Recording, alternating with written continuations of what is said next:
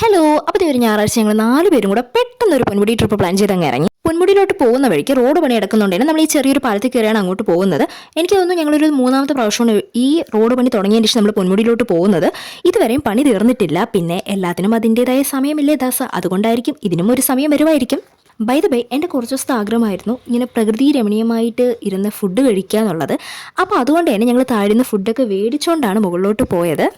ഈ പൊന്മുടിയിലോട്ട് പോകുന്ന വഴിക്ക് ഒരു അമ്പലമുണ്ട്. ആ അമ്പലത്തിൻ്റെ ഫ്രണ്ടിൽ കുറച്ച് ചേട്ടന്മാർ പിരിവിനെന്ന് പറഞ്ഞ് നിൽക്കുന്നുണ്ട്. ആദ്യമൊക്കെ ഞങ്ങൾ പൈസ കൊടുത്തിട്ടുണ്ടായിരുന്നു മുമ്പൊക്കെ പൊന്മുടി പോകുമ്പോൾ. അപ്പോൾ അമ്പലത്തിൻ്റെ ഉത്സവമല്ലേ എന്ന് വിചാരിച്ചാണ് കൊടുത്തത്. പിന്നെ ഞങ്ങൾക്ക് പലപ്പോഴും തോന്നിയിട്ടുണ്ട് ഇതവർ സ്ഥിരം പരിപാടിയാണോ എന്ന്. നിങ്ങൾ അങ്ങോട്ട് പോവുകയാണെങ്കിൽ നിങ്ങളൊന്ന് ശ്രദ്ധിച്ചോണേ. അപ്പോൾ ഇപ്രാവശ്യം ഞങ്ങൾ പൈസ കൊടുത്തില്ല, അതുകൊണ്ട് ചെറുതായിട്ടൊന്ന് ഉടക്കി അതെനിക്ക് വീഡിയോ എടുക്കാൻ പറ്റിയില്ല. അങ്ങനെ മുകളിൽ ചെന്നിട്ട് ഞങ്ങൾ ഫുഡൊക്കെ കഴിക്കാൻ തുടങ്ങി. നല്ല ബിരിയാണിയും കപ്പയും ബീഫൊക്കെ കൂട്ടി നല്ലോണം ഫുഡ് അടിച്ചു.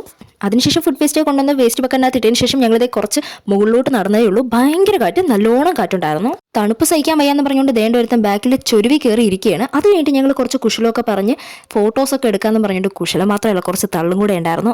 അങ്ങനെ ഇരുന്ന് നിവർന്നും കിടന്നും എടുത്തൊക്കെ കുറേ ഫോട്ടോസ് എടുത്തു. ഞങ്ങൾ എവിടെ പോയാലും ഫോക്കസ് ചെയ്യുന്നതാണ് ഈ ഫോട്ടോസ് എടുപ്പ്.